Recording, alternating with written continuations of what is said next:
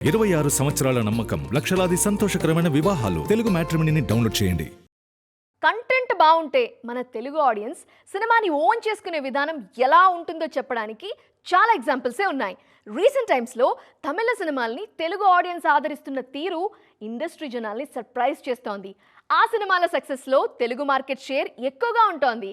మరి ఈ రేంజ్లో ప్రూవ్ చేసుకుంటున్న ఆ తమిళ సినిమాలు ఏంటి? వాళ్ళకి తెలుగు మార్కెట్లో కలిసొస్తున్నదేంటి?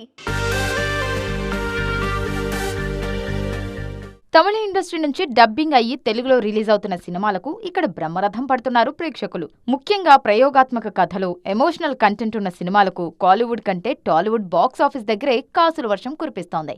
రీసెంట్ టైమ్స్ లో Vishwanath and sons, DC, blast లాంటి డిఫరెంట్ జోనర్ సినిమాలు అక్కడ యావరేజ్ అనిపించుకున్నా ఇక్కడ మాత్రం బ్లాక్ బస్టర్స్ గా నిలిచాయి. యూత్, వీరభద్రుడు, హృదయం మురళి లాంటి సినిమాలు కూడా నేటివ్ లాంగ్వేజ్ కంటే తెలుగులోనే ఎక్కువ కలెక్షన్స్ సాధించి సక్సెస్ క్రెడిట్ లో మేజర్ షేర్ సొంతం చేసుకున్నాయి. టాలీవుడ్ కు ఈ ట్రెండ్ కొత్తేం కాదు. గతంలో బిచ్చగాడు సినిమా తమిళంలో 15 కోట్ల రూపాయలు కలెక్ట్ చేస్తే తెలుగులో ఏకంగా 25 కోట్లకు పైగా వసూలు చేసి రికార్డ్ క్రియేట్ చేసింది. అదే దారిలో ఇప్పుడు ఈ డబ్బింగ్ సినిమాలు కూడా తమిళంలో కేవలం 30 నుంచి 40% వసూళ్లు రాబడితే మిగతా 60% షేర్ మొత్తం తెలుగు రాష్ట్రాల వసూళ్లు చేస్తున్నాయి. ప్రమోషన్స్ పెద్దగా లేకపోయినా తమిళ సినిమాలకు కేవలం మౌత్ టాక్ తోనే కోట్లలో లాభాలు తెచ్చిపెడుతున్నారు మన ఆడియన్స్.